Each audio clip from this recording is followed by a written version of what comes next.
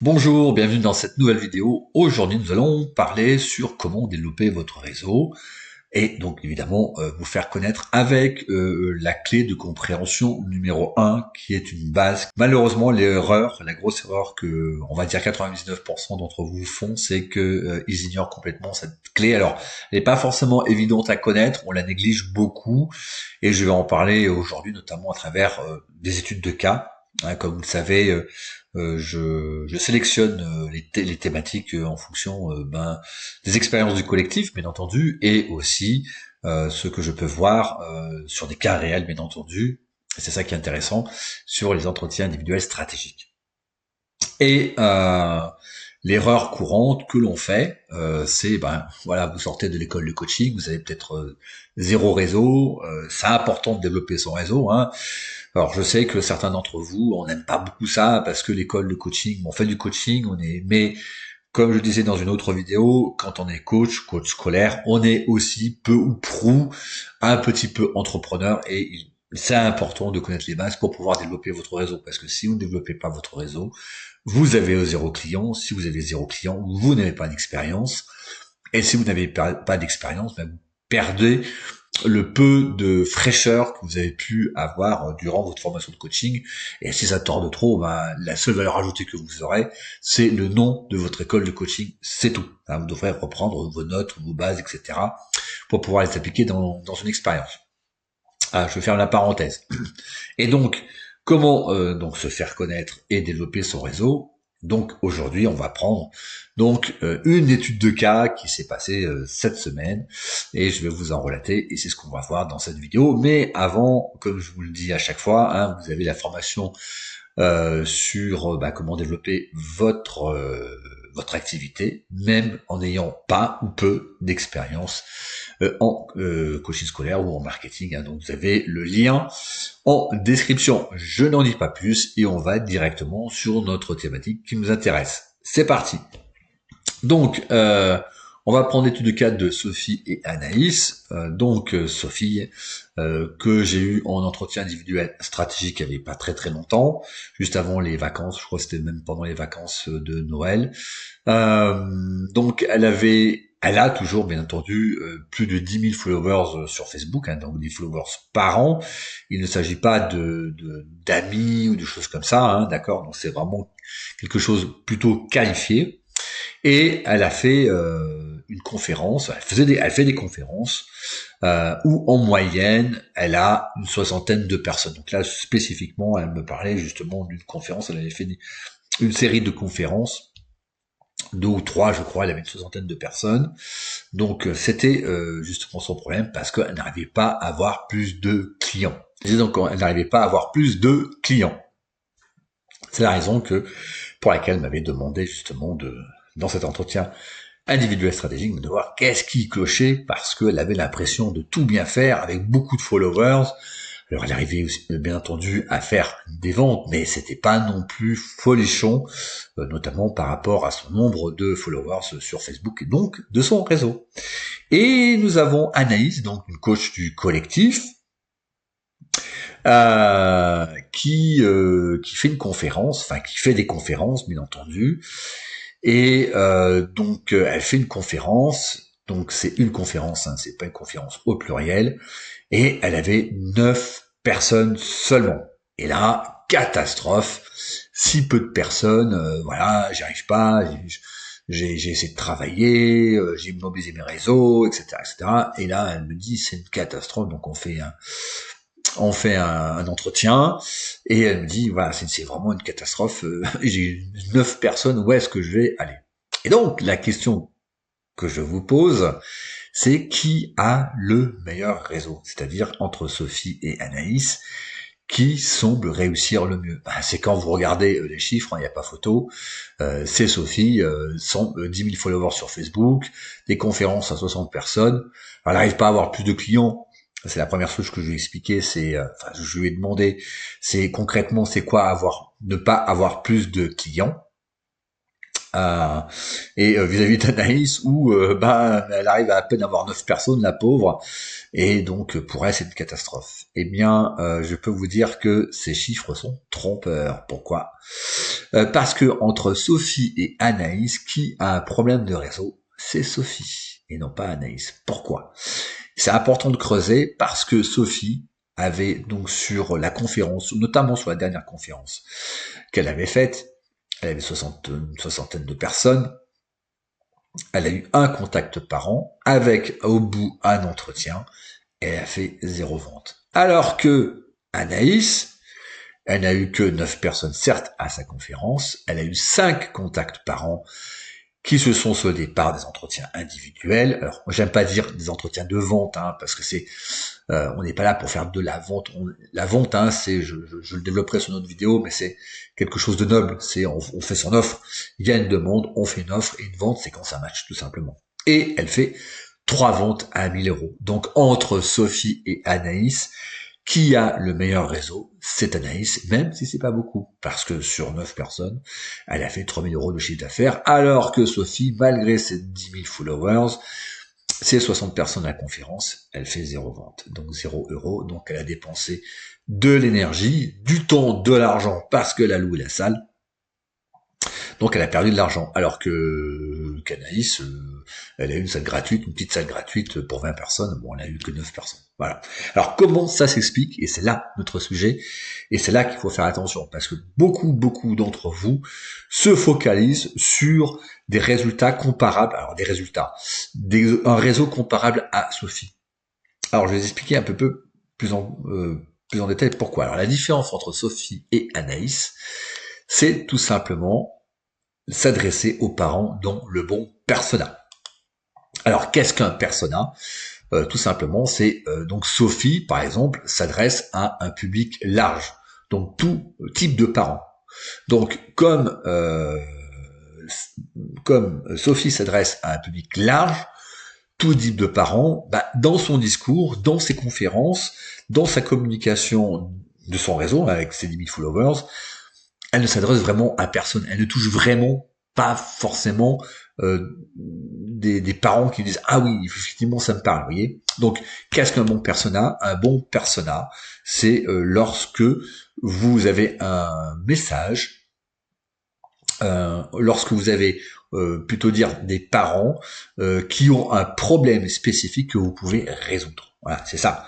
Donc, quand vous faites une conférence ou quand vous avez des followers de parents dans le bon persona, ça veut dire que les problèmes à résoudre de ces parents que vous avez sont quasiment identiques entre eux tous, et donc votre discours utilise les bons mots ou le bon mot pour pouvoir résoudre le problème des parents.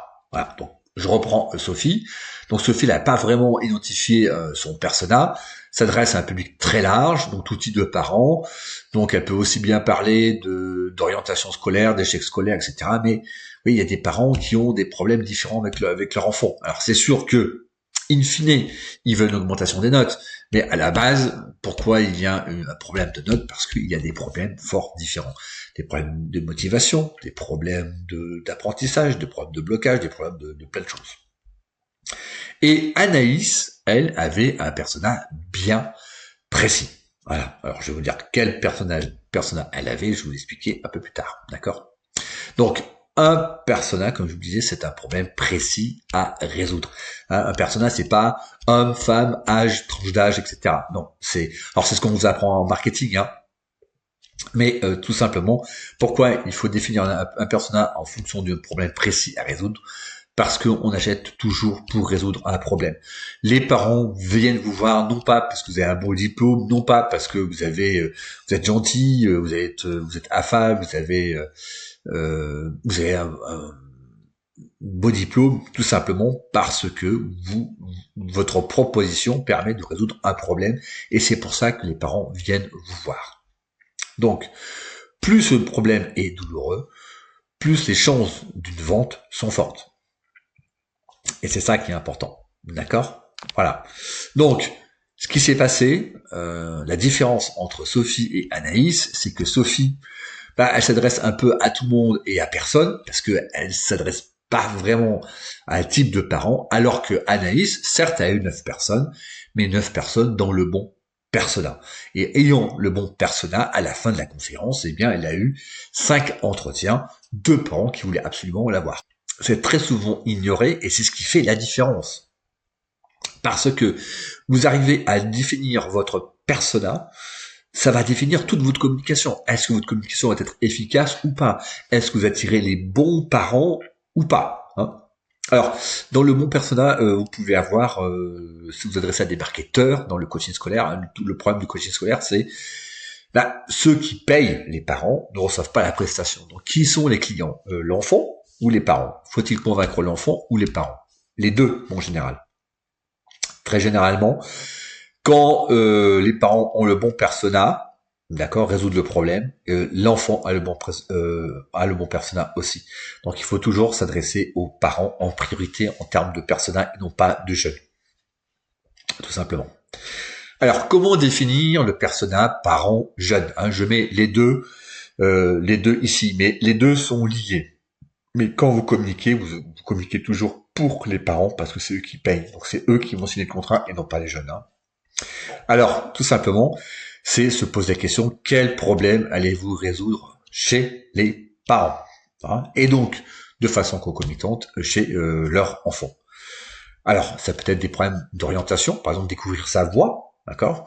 Voilà, j'ai un enfant, il sait pas trop ce qu'il veut faire, il va aller dans une école d'ingénieur, il sait pas quelle spécialité choisir, est-ce qu'il va faire de la mécanique, est-ce qu'il va faire de la chimie, est-ce qu'il va faire, oui, tout ça. Donc là, il y a un vrai problème à résoudre chez les parents. Donc, en fait, vous pouvez proposer donc une prestation sur découvrir sa voie pour progresser dans la vie professionnelle. Vous avez une autre demande des parents, d'autres problèmes à résoudre des parents sur toujours d'orientation, mais savoir utiliser Parcoursup. Il y a des parents qui veulent savoir, voilà, comment mon enfant a telle note, il veut faire telle école d'ingénieur, comment je fais pour tordre le bras de Parcoursup pour qu'il puisse être accepté. Et d'ailleurs, c'est important de faire cette distinction entre les deux, parce que ici, 80% de la demande d'orientation, c'est souvent utiliser Parcoursup. Il y a seulement 20% des problèmes d'orientation, c'est découvrir sa voie. Voilà. Mais vous voyez, on parle de problèmes d'orientation, donc dans le persona que vous devez définir, c'est pas des jeunes qui ont des problèmes d'orientation, c'est des jeunes qui veulent découvrir leur voie, qui ont des problèmes d'orientation, qui veulent découvrir leur voie. Les parents, alors c'est les parents qui prennent le dessus, c'est jamais, ou très rarement les jeunes, bien entendu, ou des problèmes d'orientation, mais suite à Parcoursup. Donc ça, c'est deux personas différents. Donc quand vous faites une conférence, la conférence que vous faites sur les problèmes d'orientation ici, là, découvrir sa voie, sera très différente de savoir utiliser Parcoursup. Mais si vous essayez de faire une conférence pour découvrir sa voie et utiliser Parcoursup, votre message sera moins précis, votre message sera brouillé. Quand vous allez parler de Parcoursup, les parents qui sont ici découvrir sa voie vont pas se sentir concernés, donc ils seront moins sensibles à vos arguments et vice versa.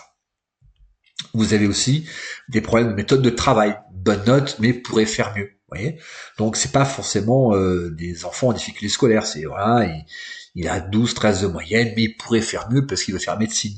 Donc il a un problème, il est un peu brouillon dans ses méthodes de travail. Donc il y a une demande d'une meilleure méthode de travail et du mieux apprendre. Donc il y a un vrai besoin.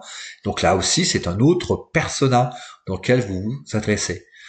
Et enfin, vous avez les problèmes de blocage d'apprentissage à identifier et lever. Là aussi, vous voyez. Donc vous voyez, vous avez, là je vous donne un exemple. Vous avez 4 exemples différents de personnages différents.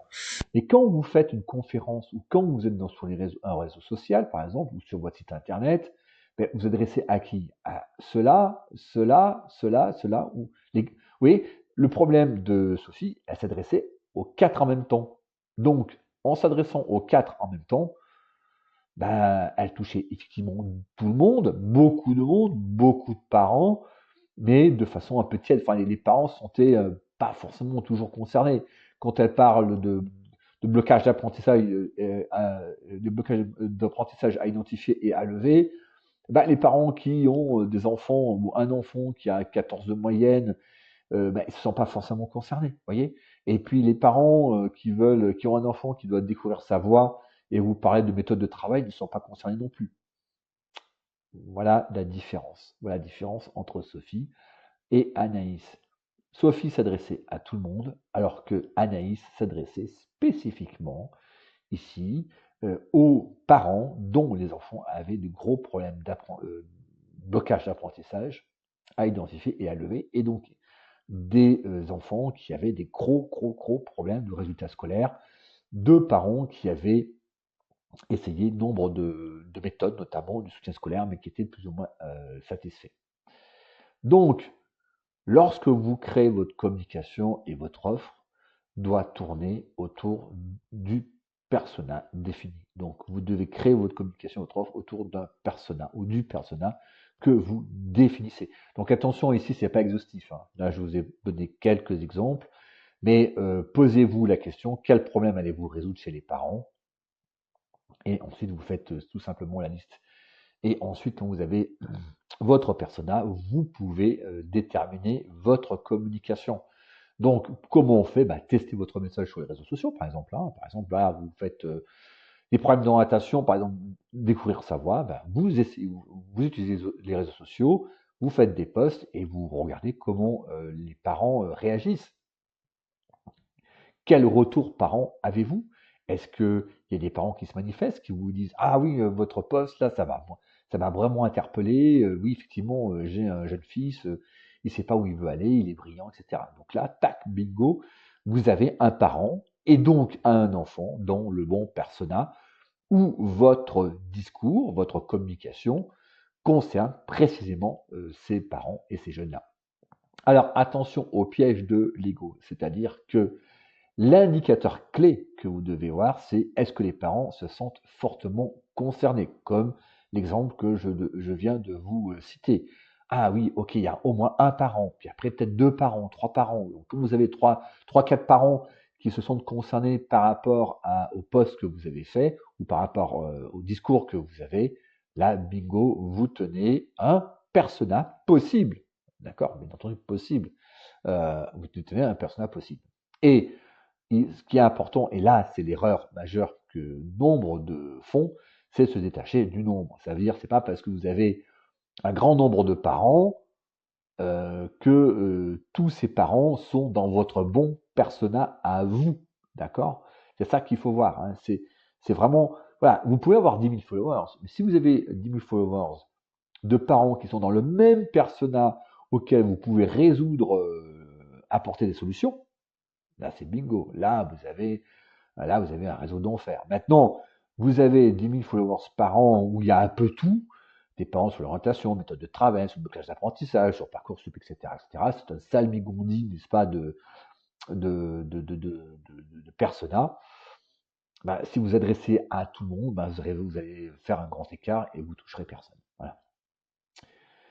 Donc, la conclusion de ça, les enseignements qu'on peut tirer, et ça c'est très important, déjà, avant toute chose, avant de créer un site internet, avant de se lancer sur les réseaux sociaux, avant de faire de la pub Facebook ou que sais-je, définissez votre persona. Quel type de parent, quel problème allez-vous résoudre chez les parents et de façon concomitante chez le jeune. Tant que vous n'avez pas